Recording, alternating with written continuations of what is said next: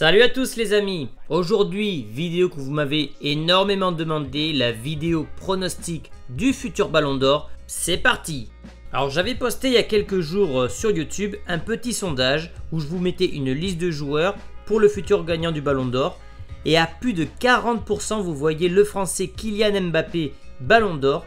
Vient ensuite Modric avec 19%, Ronaldo, Varane, puis Griezmann. Du coup pour cette vidéo je vais prendre chacun de ces joueurs, je vais y rajouter Hazard et Messi et on va parler des points forts, des points faibles et puis en fin de vidéo vous aurez mon podium du Ballon d'Or. Avant de commencer je rappelle le nouveau mode de fonctionnement du Ballon d'Or, seuls les journalistes peuvent voter désormais et du coup cela devrait favoriser les joueurs qui ont brillé en Russie. Du coup la course sera très serrée. On commence par le français Antoine Griezmann qui a un palmarès, un poste et des statistiques en sa faveur. Il a remporté la Coupe du Monde, la Ligue Europa et dans ses deux finales, il a été élu meilleur joueur. Donc Grisou est l'homme des grands rendez-vous cette saison. Avec 4 buts et 3 passes décisives, ses statistiques plaident en sa faveur en Russie. Maintenant ses points faibles. Griezmann n'a pas été régulier sur l'ensemble de la Coupe du Monde. Il a gagné une Coupe d'Europe certes, mais ce n'est pas la plus prestigieuse. Et ensuite ils sont plusieurs Français à être potentiellement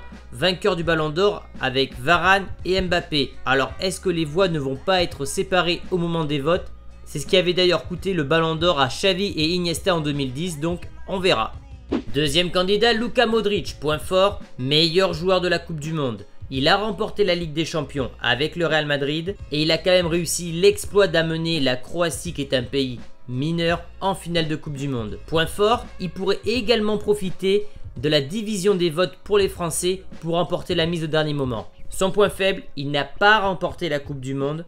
Et est-ce que cela va compter au dernier moment? C'est fort possible. Troisième candidat, Cristiano Ronaldo qui vient de signer à la Juventus Turin. Quintuple Ballon d'Or. On ne pourra pas écarter Cristiano Ronaldo de la course à ce trophée. Surtout qu'il a quand même gagné la Ligue des Champions, qu'il a terminé meilleur buteur de celle-ci et qu'il a quand même mis 4 buts en Coupe du Monde avec un fameux triplé contre l'Espagne. Son point faible évidemment, c'est qu'il n'est allé qu'en 8e de finale de Coupe du Monde et que cela va quand même fragiliser ses ambitions à la quête de son 6e Ballon d'Or. Quatrième candidat, Kylian Mbappé, votre favori. C'est le joueur français qui a explosé à la Coupe du Monde, notamment avec son match contre l'Argentine. Tous les journaux étrangers ont parlé de lui, l'ont décrit comme un prodige. On l'a comparé à Pelé pour de nombreux records, donc il a fait parler de lui.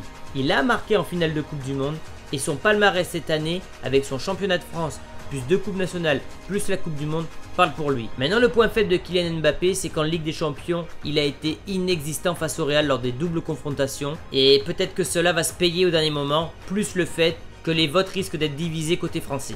Et Eden Hazard maintenant, qui a été l'un des meilleurs joueurs de cette Coupe du Monde, peut-être le plus régulier d'ailleurs. Mais la saison ratée avec Chelsea, qui n'a même pas été qualifié pour la Ligue des Champions, sera sans doute un boulet rédhibitoire pour le Ballon d'Or. Raphaël Varane, le seul à avoir remporté la Ligue des Champions et la Coupe du Monde la même année. Il est d'ailleurs le 11e joueur de l'histoire à avoir réussi cet exploit. Il a réalisé une Coupe du Monde très sérieuse, a été plus discret en Ligue des Champions, mais je pense que ce qui va poser problème à Raphaël Varane, c'est qu'il est défenseur. Il ne serait pas défenseur, la question ne se poserait même pas, il serait Ballon d'Or. Mais son poste ne le met pas assez en avant comparé à d'autres joueurs. Et enfin, Lionel Messi, dernier candidat de ma liste. Il ne faudra jamais enterrer Lionel Messi, présent sur le podium depuis 2007. Il a été élu soulier d'or cette année. Il a gagné la Liga, la Copa del Rey. Il a sauvé l'Argentine contre le Nigeria. Mais sa défaite précoce en Ligue des Champions plus en Coupe du Monde semble condamnée définitivement. Je vais mettre numéro 1 Kylian Mbappé, deuxième Luka Modric et troisième Griezmann. Et du coup ça serait la première fois depuis plus de 10 ans qu'on aurait un podium sans Ronaldo et sans Messi. Je pense qu'Mbappé a fait énormément de bruit lors de ce mondial. Ce match contre l'Argentine, c'est peut-être le match qui lui fera gagner le Ballon d'Or. Maintenant si la Ligue des Champions rentre en compte, effectivement ça sera alors Luka Modric, auteur d'une saison juste incroyable. Voilà les gars, donnez-moi votre avis dans les commentaires. N'hésitez pas comme d'habitude à liker et à partager cette vidéo. Et je vous dis à très bientôt. Ciao les gars.